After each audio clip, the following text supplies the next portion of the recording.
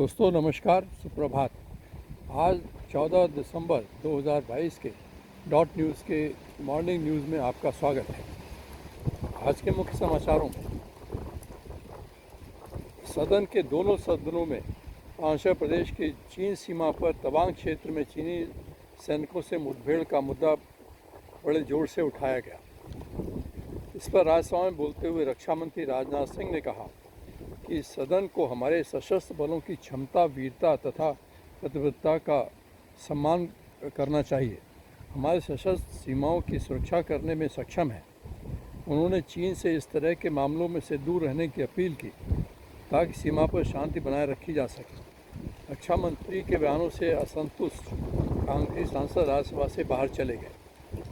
रक्षा मंत्री राजनाथ सिंह ने यह भी कहा कि हमारी सेनाएं इस प्रकार के सीमा उल्लंघन के मामलों से निपटने के लिए सक्षम है और हमेशा तैयार है। तवांग की झड़प में कोई भी सैनिक न तो हताहत हुआ है और न ही गंभीर रूप से घायल हुआ है। इस मुद्दे पर गृह मंत्री अमित शाह ने कहा, जब तक प्रधानमंत्री सत्ता में हैं, कोई भी भारत की एक इंच जमीन भी नहीं ले सकता। दोनों सदनों की बैठकें 14/12/2022 के दोपहर 12 बजे तक के लिए हंगामे के बीच स्थगित कर दी गई। गृहमंत्री अमित शाह ने कहा कि नेहरू के चीन प्रेम के कारण भारत को सुरक्षा पक्ष की स्थायी सदस्यता से वंचित रहना पड़ा।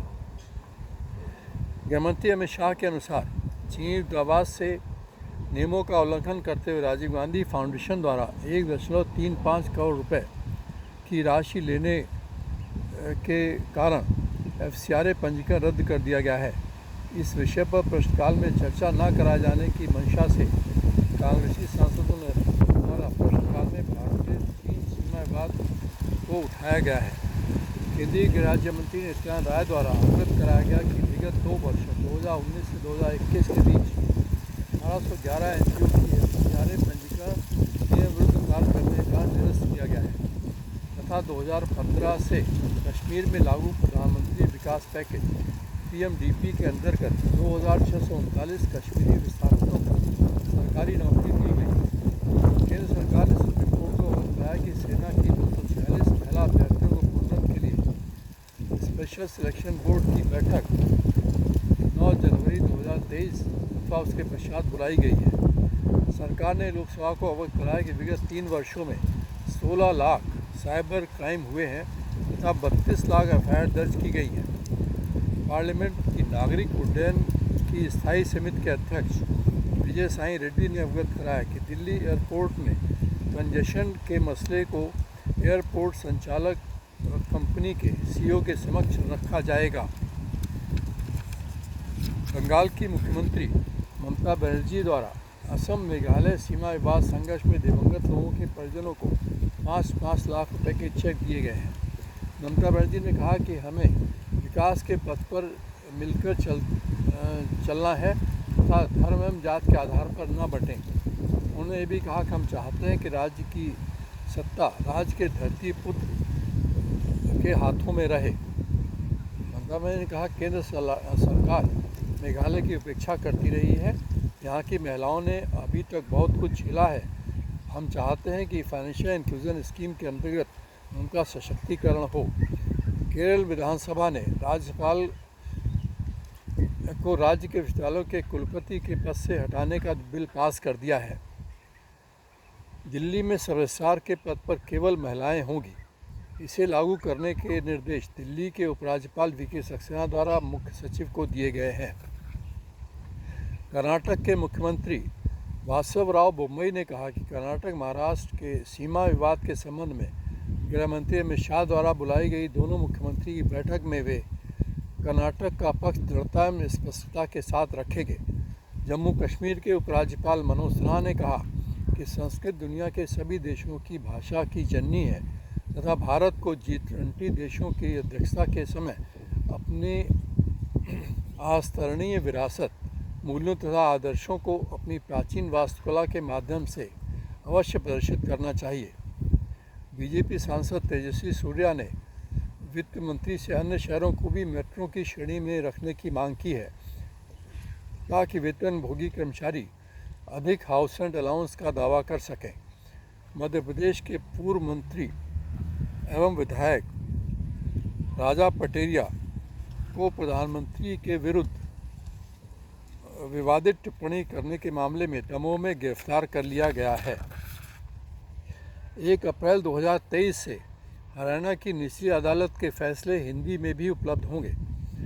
सुप्रीम कोर्ट के चीफ जस्टिस की अध्यक्षता वाली कॉलेजियम ने 5 जजों इलाहाबाद हाई कोर्ट के justice Manoj Mishra, Patna High Court के justice Ahsanuddin Amanullah, Manipur High Court के chief justice PV Sanjay Kumar, Patna High Court के chief justice Sanjay Karol, Rajasthan High Court के चीफ जस्टिस पंकज मित्तल को सुप्रीम कोर्ट का जज नियुक्त करने की सिफारिश की है।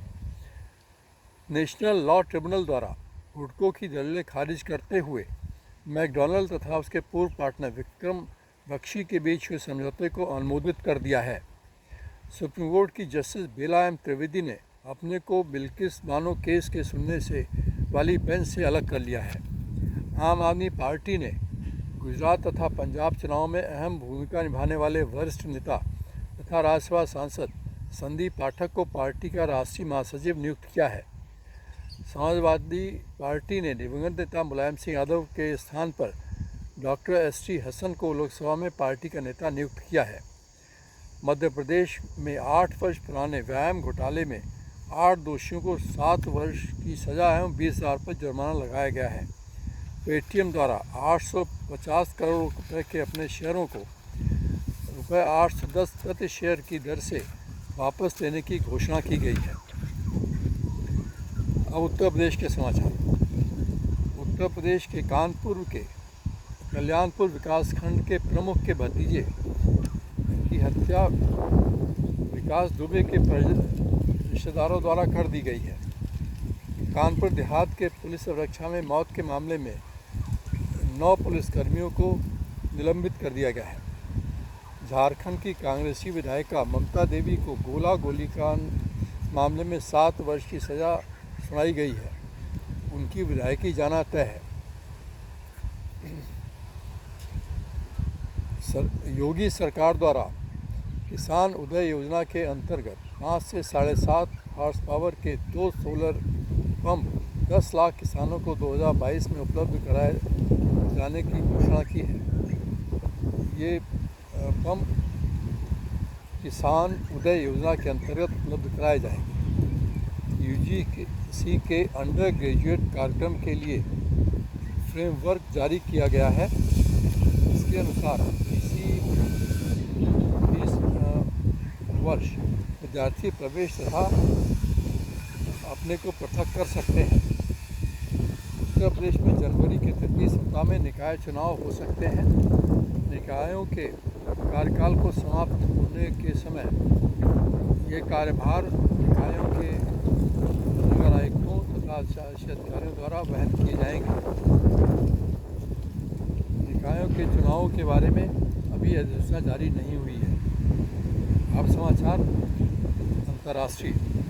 अमेरिकी वैज्ञानिकों ने न्यूक्लियर फ्यूजन के जरिए कृत्रिम सूरज का निर्माण किया है। ये सर्च 1950 में कैलिफोर्निया के लॉरेंस लिवरमोर नेशनल लेबोरेटरी द्वारा की गई है।